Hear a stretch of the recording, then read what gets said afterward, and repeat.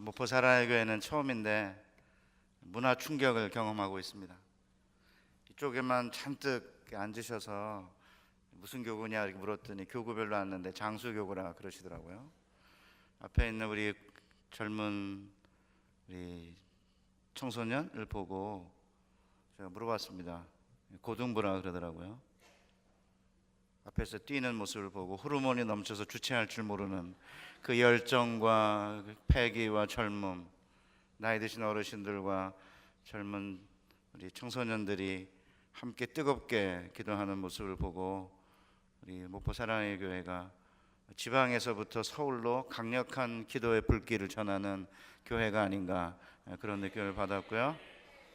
또 우리 여기 앞에 계신 몇몇 우리 장수 교구의 권사님들은 목사님들 누구 교구를 부르든지 계속 손들면서 할렐루야 그러시는데 심지어는 중등부 그래도 손 드시더라고요. 그러니까 아마 마음은 거의 중등부이신 것 같아요.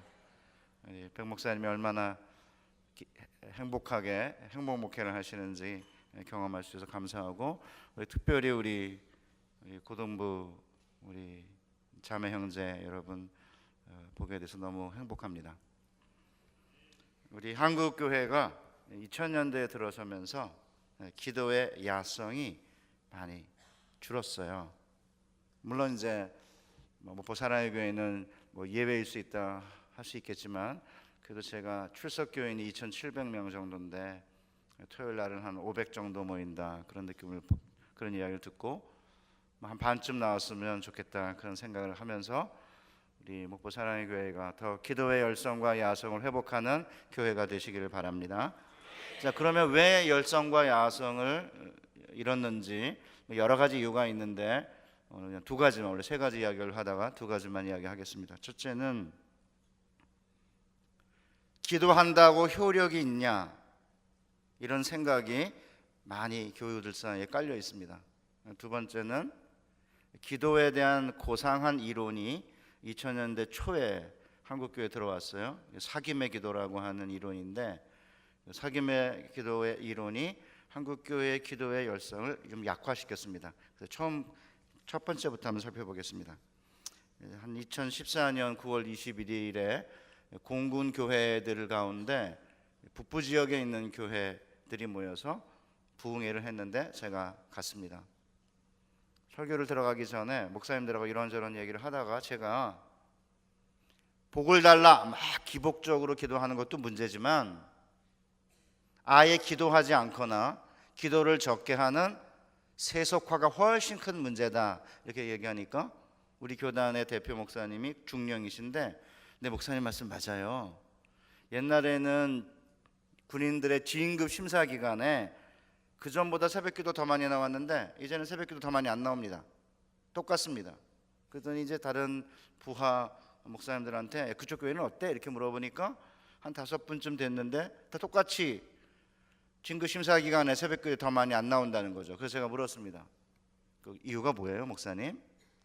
요새 교우들은 진급 이런 거는 기도한다고 되는 게 아니라 자기 실력, 운 이런 거에 의해서 좌우된다고 생각하기 때문이죠 라고 대답하셨습니다. 우리 고등부 학생들은 어떠세요? 아까 앞에 보니까 정말 열심히 기도하고 또 부르짖던데 고등부 학생들이 주여 삼창 하는 거 보고 제가 깜짝 놀랐어요. 보통 서울엔 주여 삼창 잘 안 하거든요. 고등부 아이들이 지금 한창 바쁠 텐데 공부에 이렇게 새벽에 나와서 찬양하며 부르짖는 모습에 제가 큰 감동을 받았는데요. 사실은 상당히 많은 우리 젊은 청년들이 기도한다고 현실에 무슨 효과가 있나? 그런 생각을 하고 있습니다. 그러다 보니까 기도를 잘 하지 않는 거죠.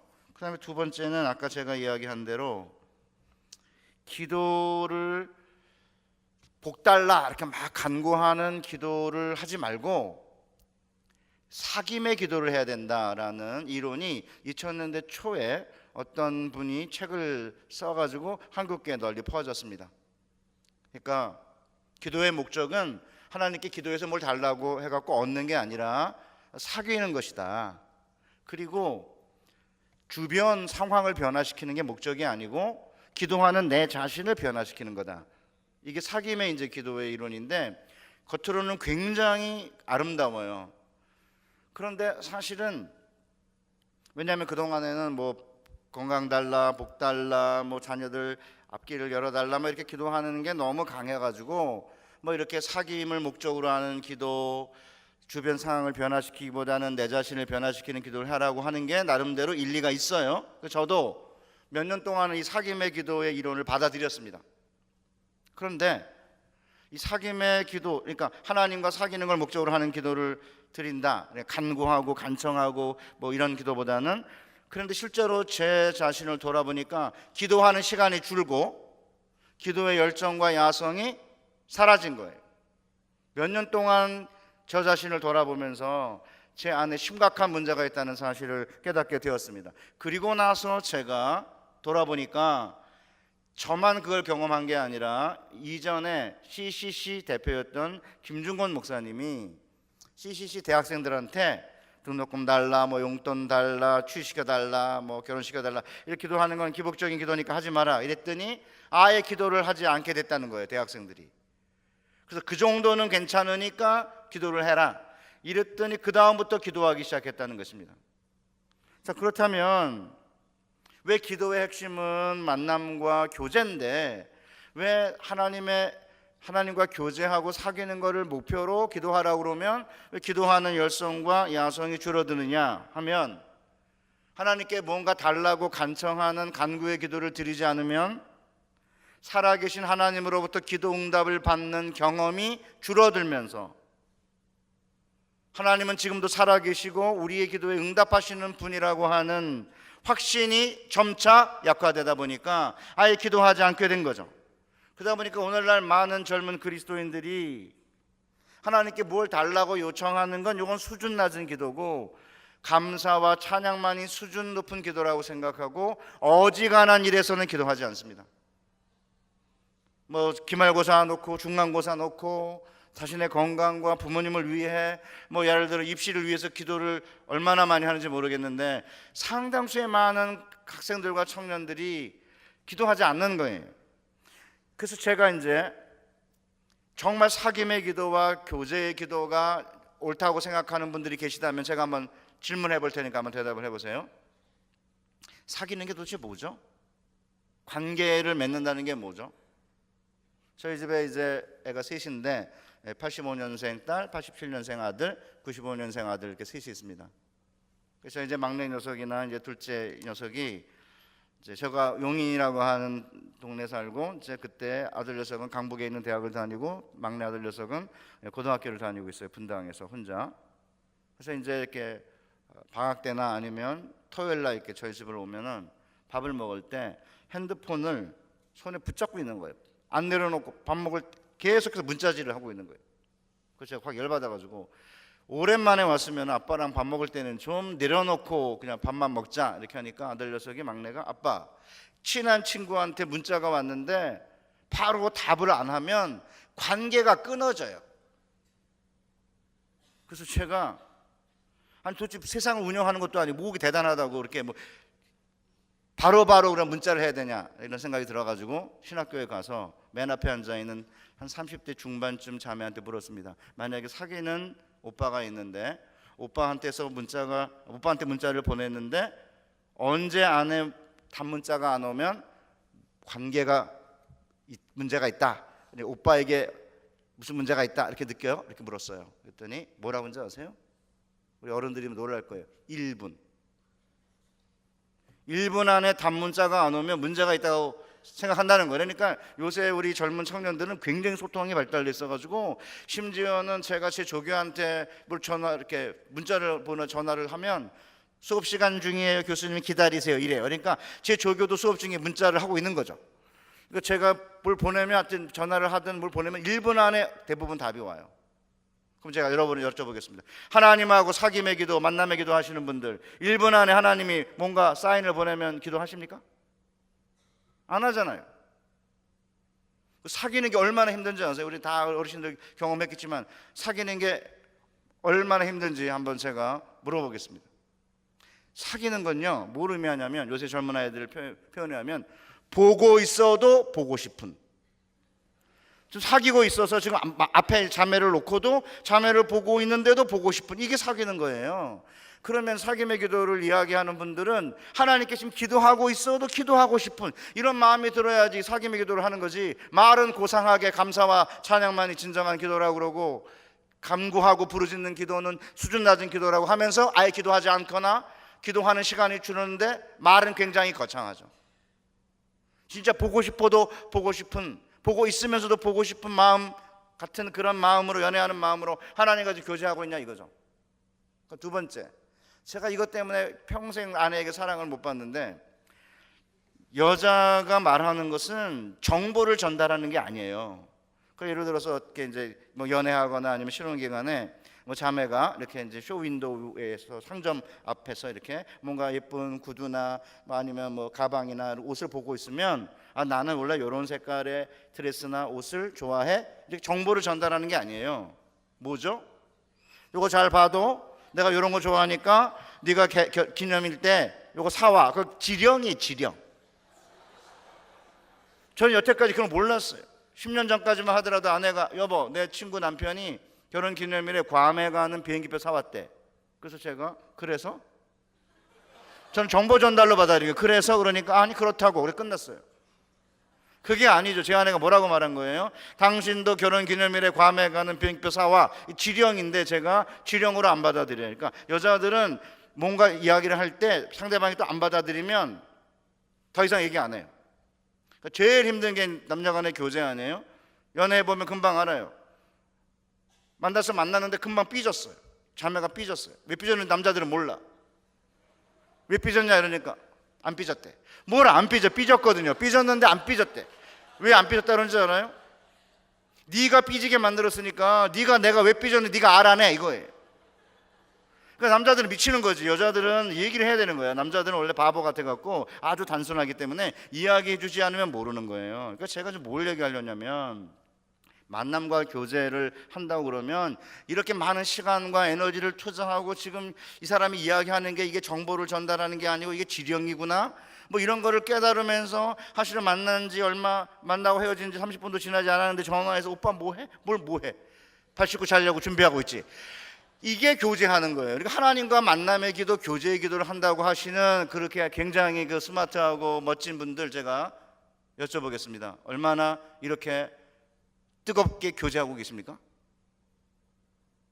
저는 최근에 한국교회에 들어온 이 사귐의 기도를 강조하는 고상한 이론이 기도의 열정과 기도의 열성을 심각하게 약화시켰어요. 그래서 심지어는 오늘 우리가 함께 읽은 이 불의한 재판관과 과부의 비유는 처음에 뭐라고 되어 있습니까? 예수께서 그들에게 항상 기도하고 낙심하지 말아야 할 것을 비유로 말씀하여 이르시되라고 했는데, 이 사귐의 기도를 강조하는 분들은 이 기도를 무언가 간청하고 간구하고 부르짖는 기도를 하라고 예수님이 말씀하신 것으로 해석해서는 안 된다고 말해요. 정말 희한합니다. 한번 들어보시겠습니까? 과부와 재판관의 비유를 끈질긴 기도가 하나님의 뜻을 움직인다는 의미로 해석하는 것은 예수님의 본의를 왜곡하는 것이다. 그분이 하시려는 말씀은 가장 악질적인 인간도 이렇게 간청하면 마음을 바꿔 들어주시 않더냐? 그러니 하나님의 응답을 든든히 믿고 구한 것은 받은 줄 알고 감사하라는 의미이다. 주셔도 감사하고 주시지 않아도 감사하다. 그러니까 하나님의 성품에 대한 기도지, 뭔가 간청하고 간구하고 부르짖으면 들어주신다, 뜨겁게 낙심하지 말고 끈질기게 기도하라는 의미로 해석하면 안 된다, 이렇게 말해요. 맨 마지막에 주셔도 감사하고 주시지 않아도 감사하다. 듣기에는 굉장히 신앙이 많은 것처럼 보이지만 저는 이 말에 동의하지 못합니다. 한 10년쯤 기도했는데 들어주시지 않으면 그때 알겠습니다. 하나님의 뜻이 아닌 줄 알고 이제는 주셔도 감사하고 주시지 않아도 감사합니다, 이렇게 이야기해야 되는 거지. 기도는 쥐뿔도 안 해놓고 한 2시간 해놓고 주셔도 감사하고 뭐 주시지 않아도 감사합니다, 이렇게 할 수 있습니까? 결혼 프로포즈 그렇게 할 거예요? 자매한테 나랑 결혼해줘, 결혼해도 감사하고 결혼해주지 않아도 감사해. 이건 있을 수가 없는 노릇이에요. 간청하고 간구하고 부르짖어야죠.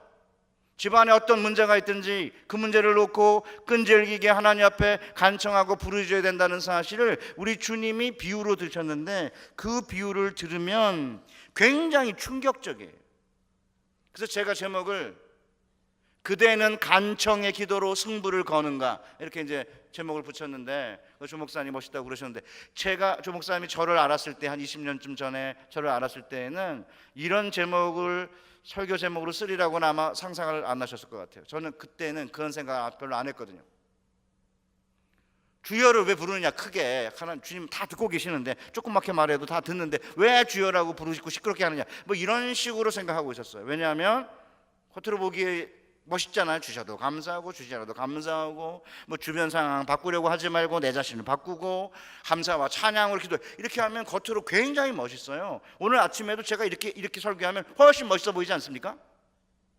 근데 제가 그렇게 하지 않잖아요. 왜냐하면 하나님과 우리와의 관계는 그렇게 고상 떨고 만나는 관계가 아닌 거죠. 하나님 앞에 나와서 간청하고 간구하고 부르짖고 이렇게 해야 하나님께서 우리의 기도를 들으시면서, 하나님은 지금도 살아계셔서 우리의 기도를 응답하시는 신실하신 분이라는 걸 경험해야, 그래야 기도의 기쁨과 기도의 자유와 기도의 열정이 살아나는 거거든요. 그럼 도대체 주님이 제가 왜 간청의 기도로 승부를 걸어라고 했는지 제가 한번 비유를 한번 설명해 보겠습니다.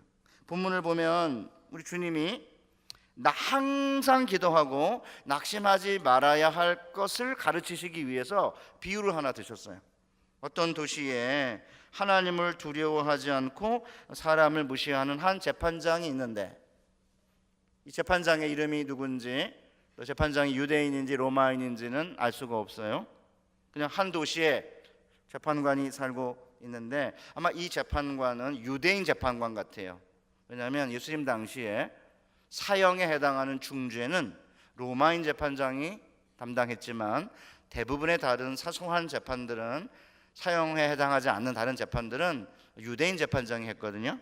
그런데 이 재판장은요, 하나님을 두려워하지 않고 사람도 존중하지 않는 재판장이에요. 그럼 이제 여러분 머릿속에, 야, 이건 쓰레기구나, 그래서 쓰레기 기자를 뭐 기레기 뭐 이렇게 하는 것처럼 얘는 판내기구나, 이렇게 생각하시면 안 돼요. 하나님을 두려워하지 않고 사람도 존중하지 않는, 이런 표현은 실세에 쓰는 표현입니다. 한동안 우병우 씨라는 분이 계셨잖아요. 우병우 씨가 이렇게 그 박근혜 대통령의 그 수석이었는데, 이게 레이저 눈빛을 막 쏴가지고 전 국민이 다 알아요. 진짜 실세인 거죠. 나 하나님도 안 무서워, 사람 존중하지 않아, 이 정도면은 가장 강력한 실세나 권력자를 가리키는 표현이에요. 그러면 이 재판장은요, 하나님을 두려워하지 않기 때문에 와서 하나님 어쩌고 저쩌고 해봤자 아무 소용없어요. 그러니까 정의, 뭐 양심, 뭐 동정심, 사람들의 여론, 아무 상관하지 않아요. 이런 재판관이 있는데, 하필이면 한 과부가 굉장히 원통한 일을 당해가지고 재판을 하게 되었는데, 이 재판장한테 재판을 받게 된 거예요. 3절에 그 도시에 한 과부가 있어 자주 그에게 가서 내 원수에 대한 나의 원한을 풀어주소서 하되. 그럼 과부가 무슨 문제가 생겼을까요? 과부란 말은 남편이 없는 미망인이에요. 몇 살이었을까요? 정확히는 몰라요. 15살에 보통 결혼하거든요. 13세에 초경을 하니까 그 당시 15세면 결혼해요. 그러니까 우리 고등부 여기 지금 자매들은 다 옛날 같으면 결혼할 나이인데, 지금 죽어라고 공부 노예가 돼가지고 학교에서 지금 아침 7시부터 저녁 10시까지 지금 그러고 있잖아요. 불쌍하지만 어쩔 수 없어요.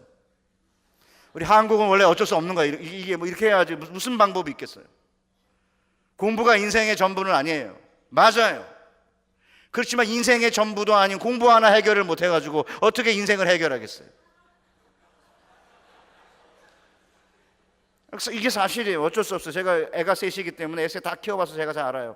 여러분 보면 진짜 불쌍해. 새벽 7시 저녁 10시까지 야간 자율학습하고, 그 다음에 10시에 학원 가서 밤 12시 1시에 이렇게 학원차 타고 내리는 딸내미 아들 보면서 제가 미쳤구나 이 나라, 이런 생각을 했지만, 어쩔 수 없는 거예요. 다 그렇게 하니까.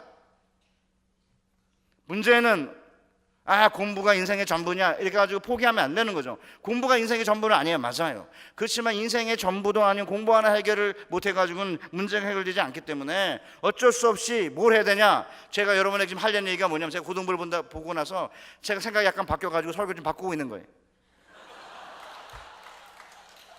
여기 보니까 막 힘이 막 솟잖아요. 여기 앞에 앉아 있으니까. 우리 나이 드신 어르신들 보면 사랑하고 제가 존중하지만 여기 보면 막 힘이 솟아요. 우리 권사님들 보면은 그냥 이렇게 고개가 숙여지고, 근데 힘이 솟지는 않거든요. 잘.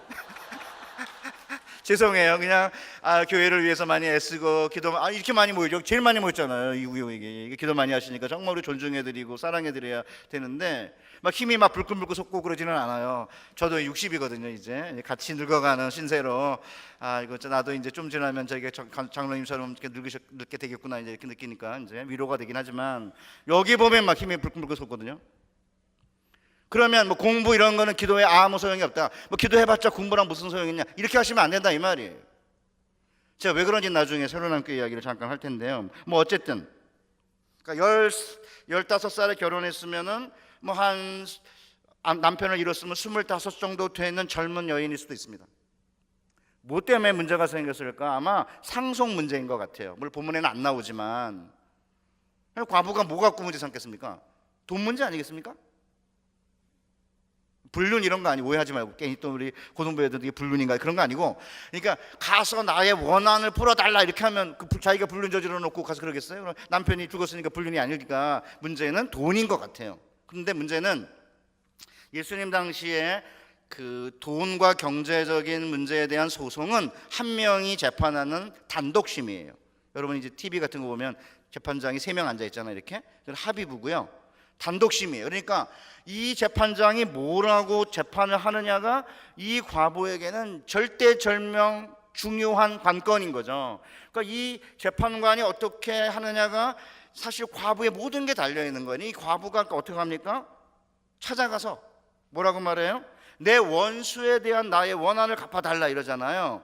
그런데 하필이면 이 재판장이 하나님도 두려워하지 않고 사람도 존중하지 않는 이런 재판장인 거죠. 이런 상황에서 과부가 뭘 할 수 있겠습니까? 과부가 돈이 있었을까요? 돈이 있어도 소용이 없어요. 돈 매겨봤자 이 재판은 안 통해요. 이 사람이 인맥이 있었을까요? 인맥이 있어도 안 통해요.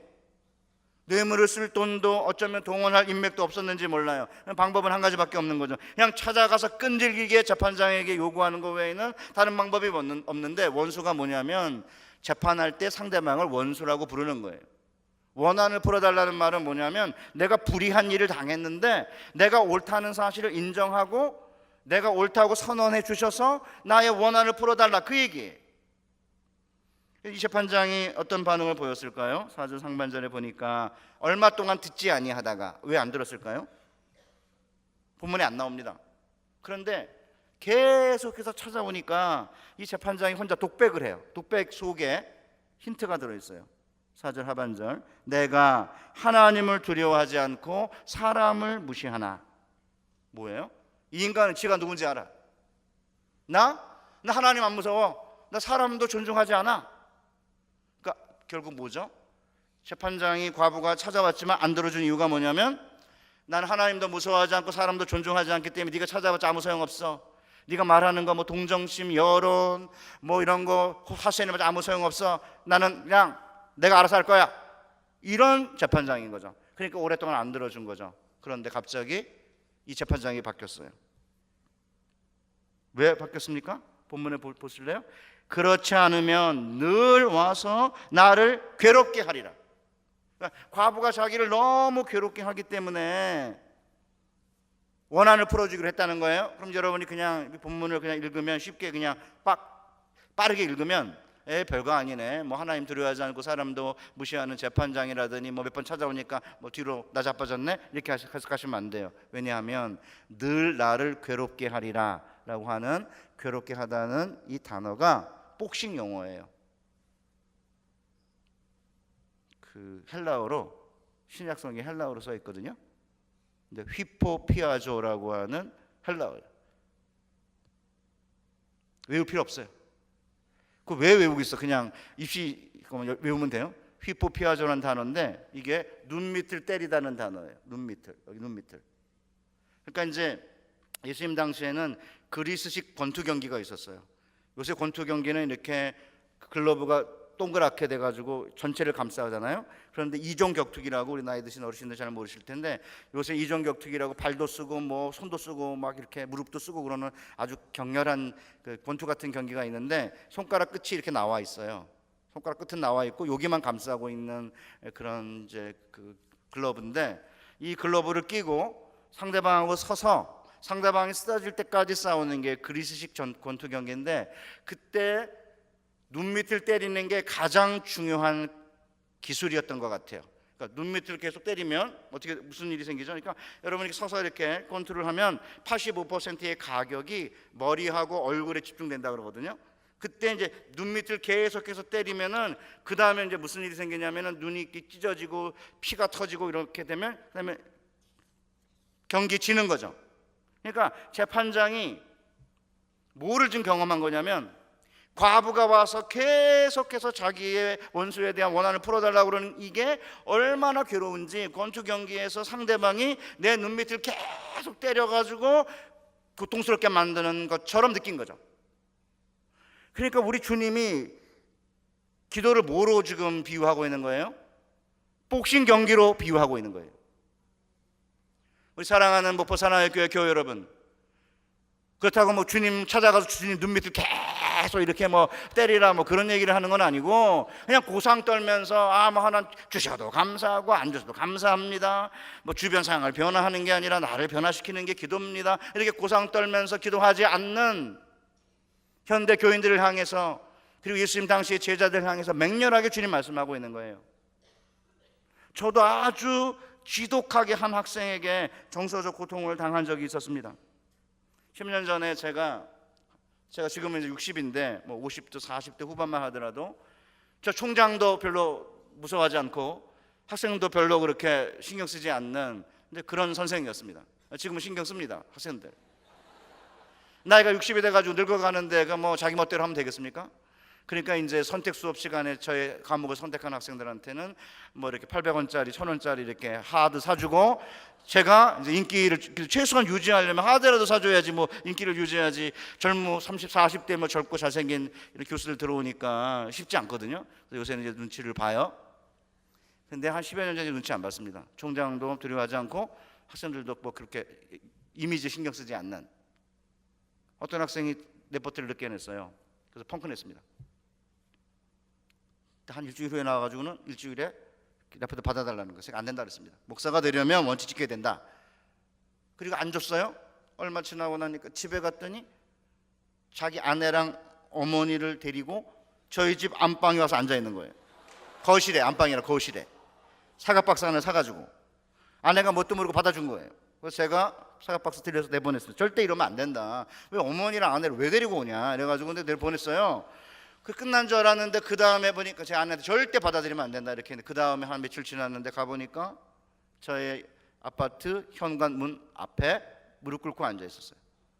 처음부터 무릎 꿇었는지 아니면 엘리베이터 소리를 듣고 무릎 꿇었는지는 알 수가 없지만 어쨌든 무릎 꿇고 앉아 있는 거예요. 그래서 이렇게 한다고 해결되는 게 아니다. 그렇게 했는데 말을 안 듣는 거예요. 계속해서 이제 현관문 앞에 무릎 꿇고 있으니까 제가 온 다음부터는 경비 아저씨한테 전화해서 이 사람 내보내라. 그래서 이제 내보냈습니다. 갈 줄 알았죠. 안 가는 거예요. 아파트 주차장하고 그 잔디 있는 데 앉아 있거나 왔다 갔다 배회하고 있었습니다. 그러니까 이제 문제가 이제 심각해진 거잖아요. 그래서 제가 아예 아내를 데리고 차를 타고 바깥으로 나갔어요. 한 2-3시간 후에 돌아왔습니다. 그러면 가겠지. 와보니까 어둑어둑해지고 있는데 안 가고 있는 거예요. 그걸 이제 보통 뭐라고 하냐면 옛날에 간첩과 거수자를 신고하려는데, 거수자가 뭐냐면 거동이 수상한 자가 거수자예요. 그러니까 이제 아파트 주민들이 아니 도대체 어떤 남자가 거동이 수상한 자가 아파트 주변에서 배회하고 있다, 그리고 민원이 발생한 거죠. 그러니까 경비 아저씨가 저한테 선생님하고 관계 있는 사람인데 나는 건물 바깥으로 내보낼 수 있지만 주차장에서 못 내보냅니다. 그러니까 선생님이 내보내세요 이러더라고요. 제가 도저히 안 내겠다 손들었습니다. 제가 가서 미안하다 그랬습니다. 알았다. 레포트 빨리 내라. 점수 주겠다. 저는 지금도 그 생각을 하면요 아찔한 거예요. 손 들었습니다. 지금은 그렇게 안 합니다. 지금 좀 늦게 갖고 오면 몇 개 늦게 갖고 왔어? 다음부터 그러면 안 돼. 목사가 말 잘 들어야 돼. 이렇게 하고 이제 웬만하면 제가 줘요. 나이가 들어보니까 목회는 성적순이 아니더라고요. 신학적 성적이 좋아야 목회를 잘하는 건 아니에요. 그걸 제가 깨달은 거죠. 그렇다고 공부를 지금 안 해도 돼, 그 말 하는 게 아니에요. 오해하면 안 돼.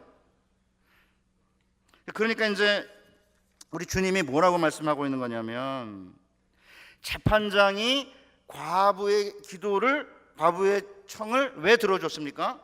계속해서 괴롭히니까 어쩔 수 없이 과부의 원한을 해결해 준 게 아니냐. 그러니까 과부의 끊임없는 간청이 재판장을 무너뜨렸다.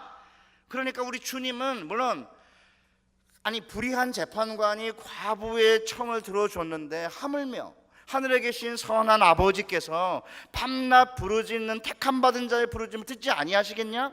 이렇게 하나님의 선하신 성품을 이야기하고 있지만 핵심은 뭐예요? 가장 중요한 비유의 가르침은 뭐냐면 항상 기도하고 낙심하지 말아라 이거예요.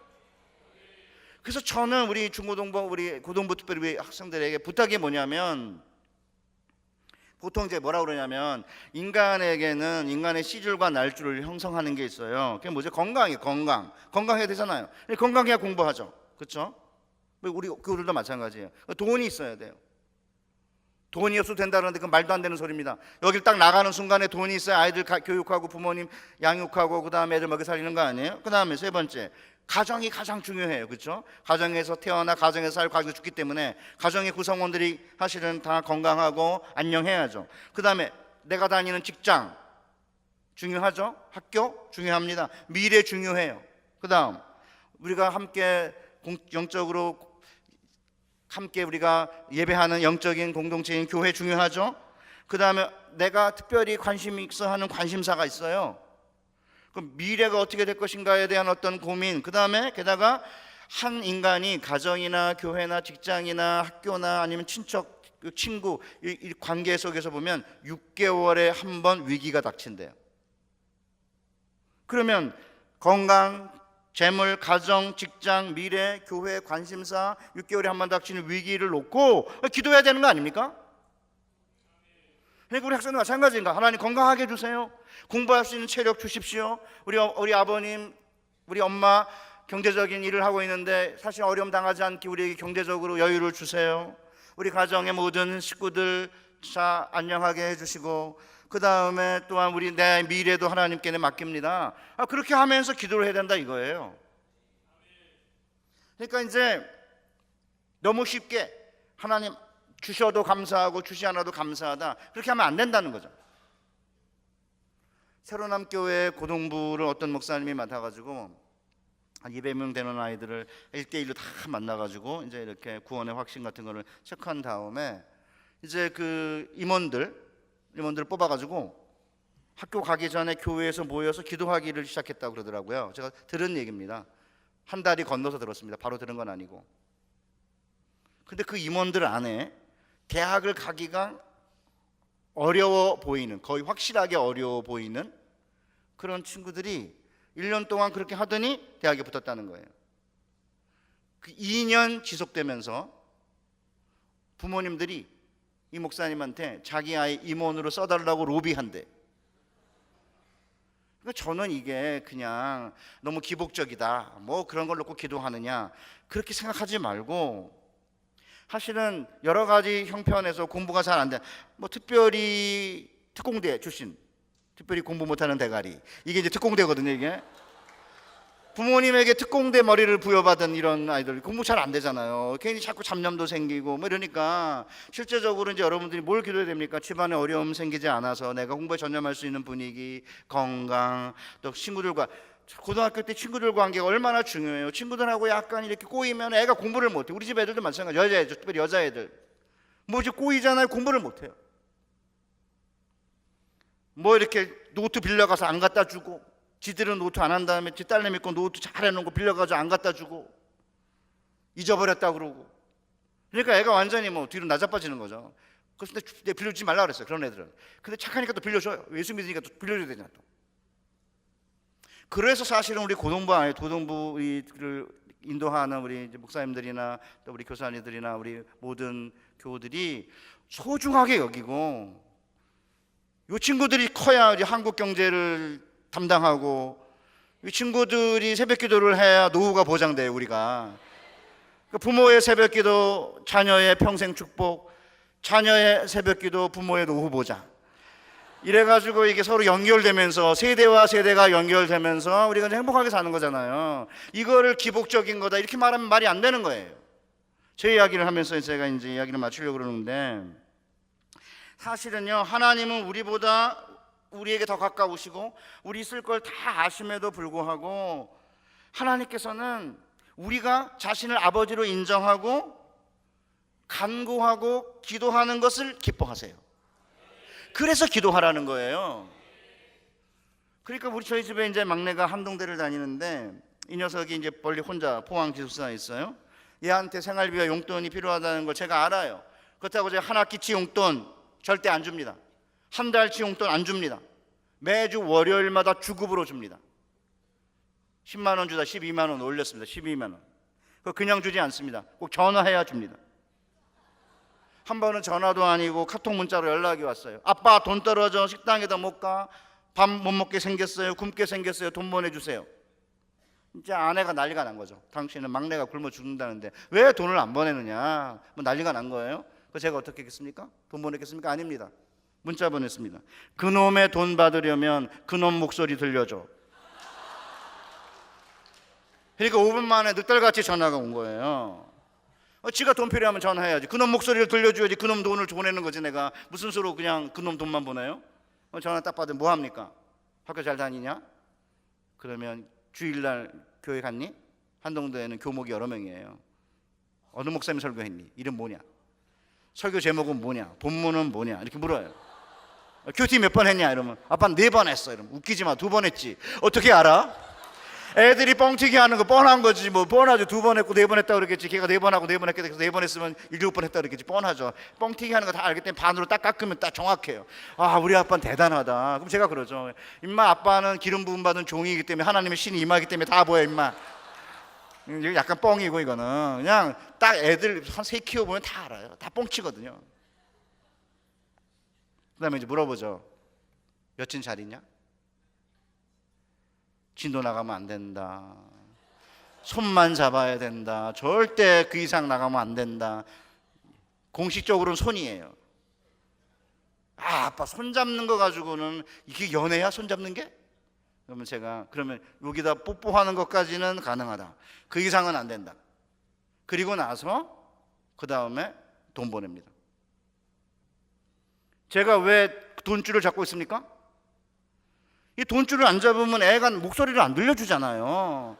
그러니까 하나님이 우리도 마찬가지로 돈줄 확 재워놓는 거죠. 돈줄을 재워놔야 그 다음에 하나님 아버지 나와서 기도하죠. 어떤 때는 한번 발로 걷어차가지고 어디 한 대 부러뜨리고 뭐 이렇게 뒤로 팔 꺾어놓고 이래야 이제 하나님 아버지 잘못했습니다 이렇게 하는 거니까, 그냥 내버려둬가지고는 기도 안 하잖아요. 그래서 하나님이 때로는 우리의 삶에 어려움을 주시는 거예요. 그러니까 우리 고동부 우리 형제 자매들, 제 마지막으로 제 이야기를 할게요. 저는 등록금을 못 내서 가난해가지고 중학교 3학년 때 휴학을 했습니다. 천막교회를 다녔고 철거민촌에서 이제 고등학생을 보냈는데 미치겠더라고요. 이게 도대체 뭔가. 근데 하나님을 섬기는데 저 여학생 신발 이렇게 둘추거나 그런 적 없거든요. 요새는 그때 말도 안 되면, 우리 때는 막 둘추고 그랬어요. 애들이 그냥 막 고무줄 끊고 여자애들 고무줄 놀이하면. 전 한 번도 그런 적 없습니다. 전 여학생 얼굴 바로 쳐다보지도 못했어요. 얼마나 착했는지 제가. 근데 막 중학교 등록금 못 내, 학교 못 다니게 해가지고 오른쪽에 귓병이 들어가지고 물이 들어와서 중이염 생겼는데 병원에도 못 가지. 너무 힘들었어요. 그때 산에 가서 제가 하나님 앞에, 우리 권사님들이랑 산에 갔습니다. 소나무 뿌리 2개 붙잡고 기도해야 된다. 소나무 뿌리를 2개는 뽑아야 된다 그래가지고 산에 올라가 소나무 뿌리 하나를 잡았는데, 작은 소나무를 아무리 잡아당겨도 안 뽑히더라고요.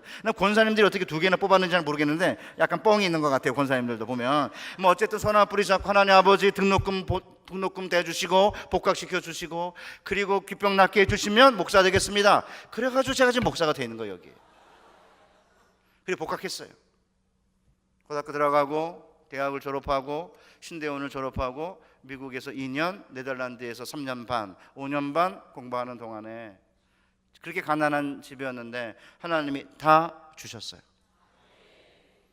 제가 2년 동안 유학을 준비하면서 하나님 아버지 일 안 하고 아르바이트 안 하고 공부만 하게 해주세요 이렇게 했는데 사실은 4년, 5년 반 외국에 있는 동안에 저 일하지 않았습니다. 더 이상 이야기하면 저 개인적인 자랑이 되기 때문에 더 이상 이야기하지 않으려고 그래요.